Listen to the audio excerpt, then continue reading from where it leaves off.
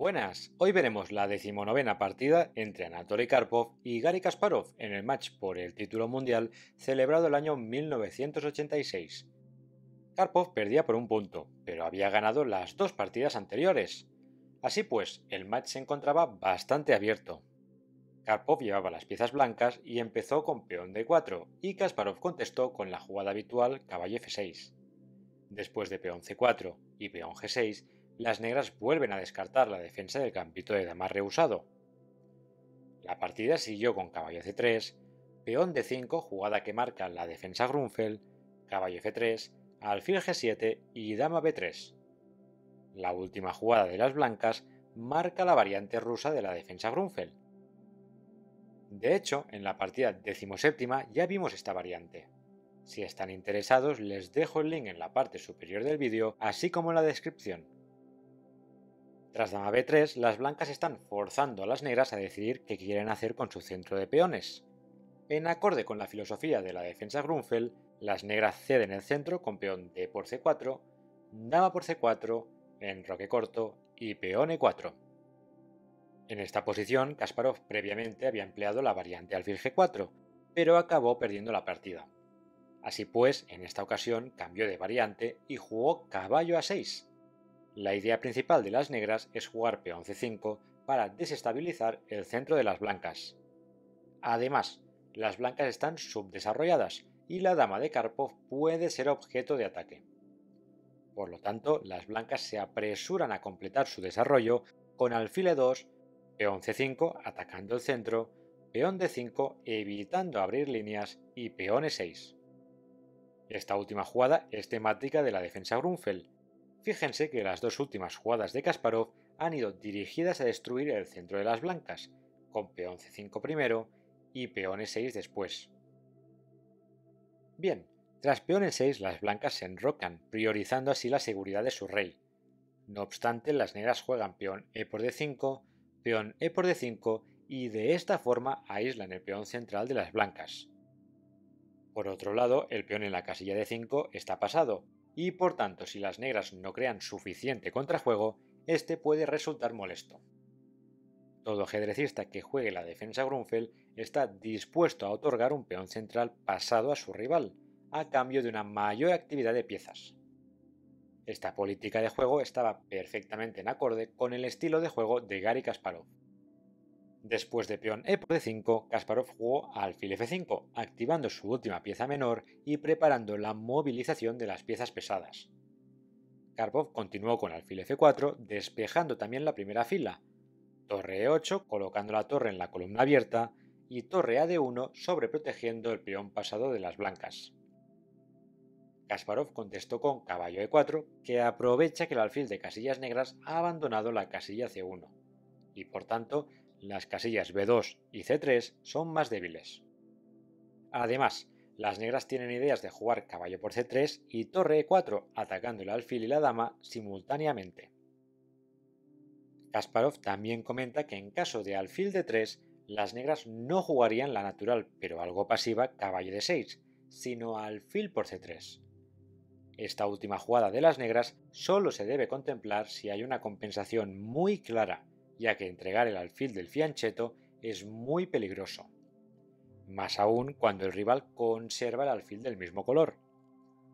La idea de esta hipotética variante es la siguiente: peón b por c3, peón b5 desviando la dama, dama por b5, caballo por c3 atacando la dama por a6, alfil por d3, dama por d3, caballo e2 jaque, rey h1 forzado y caballo por f4 recuperando la pieza de menos y obteniendo una posición dinámica y equilibrada.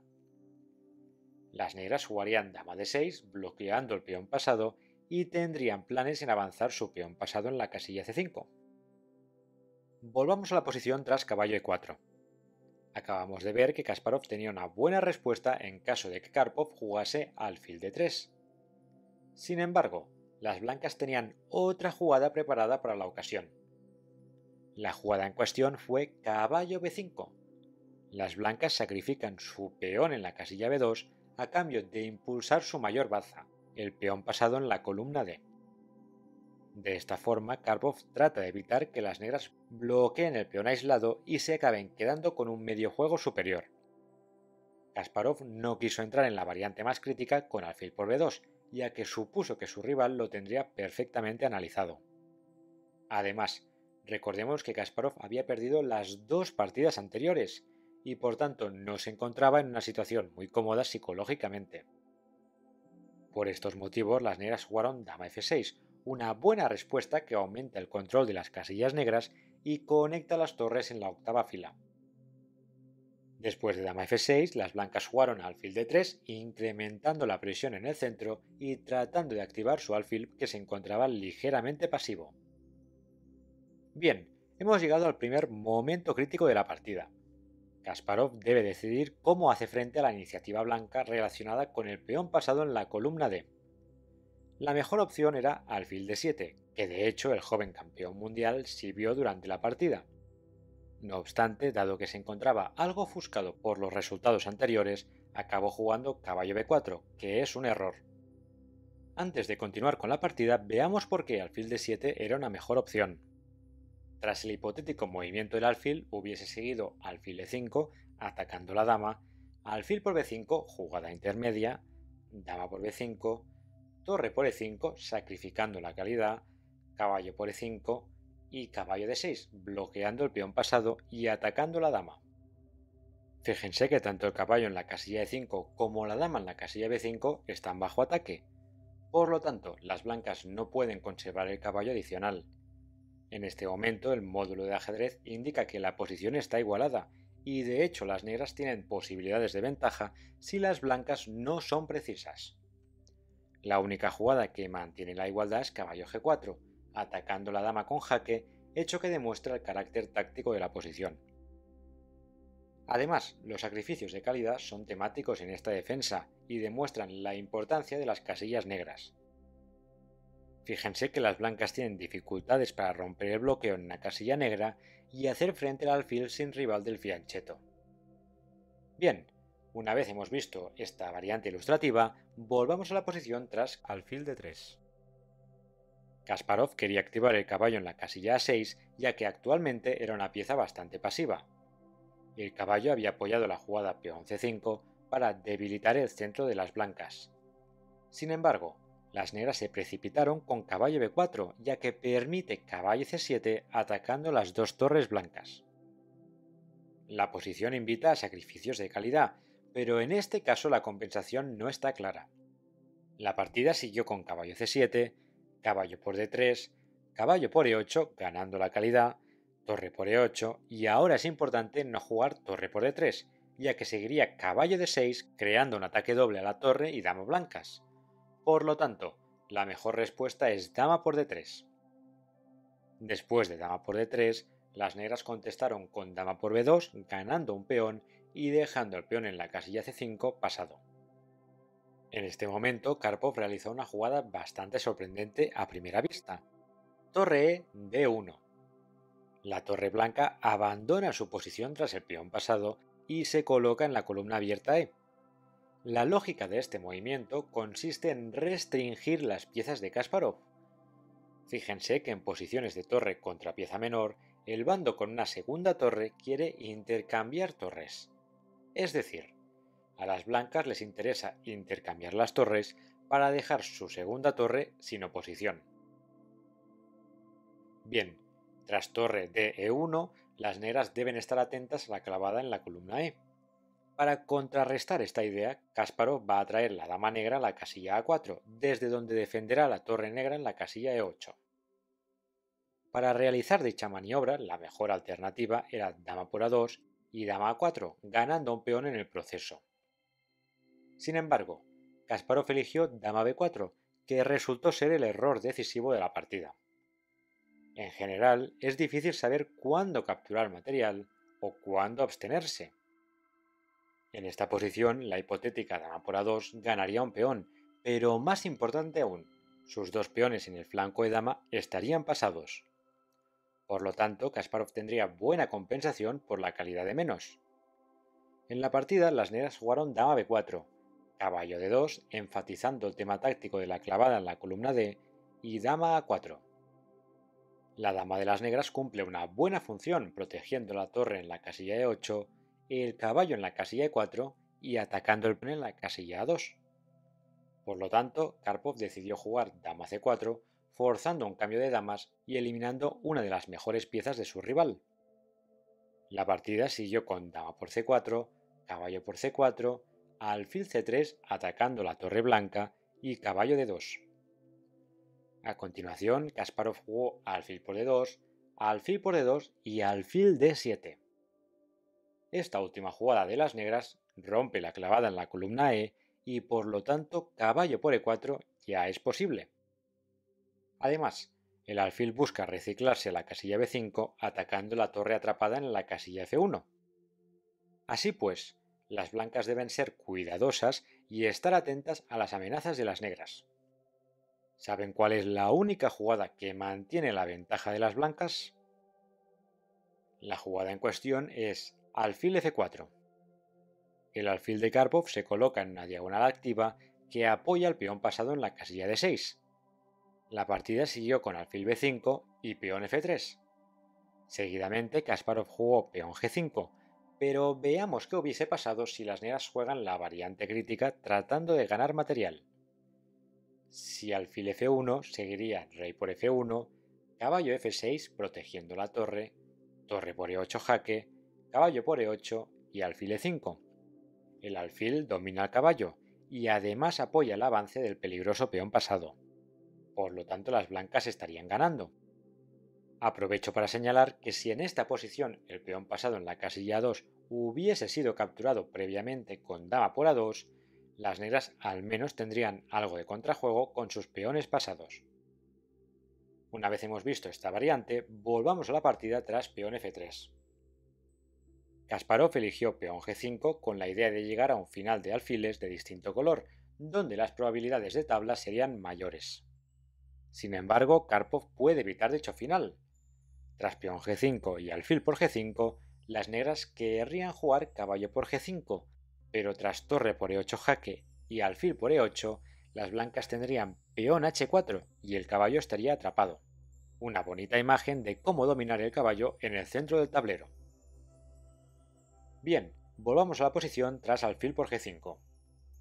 Las negras no pueden jugar caballo por G5 y por tanto eligieron alfil por F1, rey por F1 y caballo D6, saliéndose de la amenaza del peón, protegiendo la torre en la casilla E8 y bloqueando el peón pasado. Ahora les hago la siguiente pregunta. ¿Qué harían con las piezas blancas? ¿Jugarían torre P8 jaque o evitarían el intercambio de torres? La mejor opción es evitar el cambio de torres, ya que eso habilitaría la casilla E8 para el caballo de las negras. Fíjense que la pieza menor está bastante restringida y no puede alejarse mucho del peón pasado, ya que este es una amenaza seria.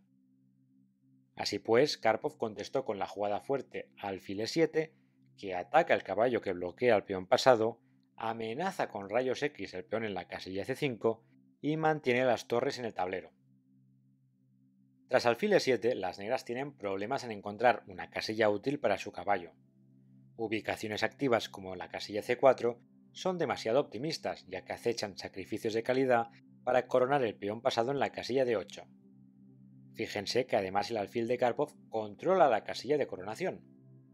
Por lo tanto, las negras se vieron forzadas a jugar caballo C8, que es una jugada bastante desapacible de realizar. El caballo se encuentra muy pasivo y da rienda suelta al alfil de Karpov para dominar el centro. La partida siguió con alfil por C5 ganando un peón, torre D8 atacando el peón y torre E5 defendiéndolo. La posición actual es prácticamente ganadora para las blancas. De hecho, este final es la pesadilla habitual de los jugadores de la defensa Grunfeld. El peón central de las blancas amenaza coronar y la actividad de las piezas negras es insuficiente para contrarrestar dicha baza. Veamos cómo Karpov remató la partida. Después de torre E5 siguió peón F6 atacando la torre F5 manteniendo la defensa del peón central y peón B6 atacando el alfil D4 centralizando el alfil, caballo E7, alfil por F6 ganando un segundo peón y torre por D5 capturando al fin el peón pasado. torre G5 jaque, forzando un cambio de torres, torre por G5, alfil por G5 y caballo C6. Es importante recordar que en finales donde hay peones en ambos flancos, el alfil acostumbra a ser mejor que el caballo. Esto se debe a la naturaleza de cada pieza. El alfil es una pieza de larga distancia, mientras que el caballo es una pieza de corta distancia. Así pues, aunque hubiesen el mismo número de peones, las blancas estarían mejor. Veamos cómo Karpov usó su técnica de forma impecable. Tras caballo C6, rey E2 activando el rey, rey F7 activando también el rey y rey D3. Bien, ahora aparece un tema táctico recurrente en finales de alfil contra caballo. En la partida Kasparov jugó rey E6, pero veamos qué pasaría si las negras hubiesen jugado caballo B4 jaque tratando de ganar el peón en la casilla A2.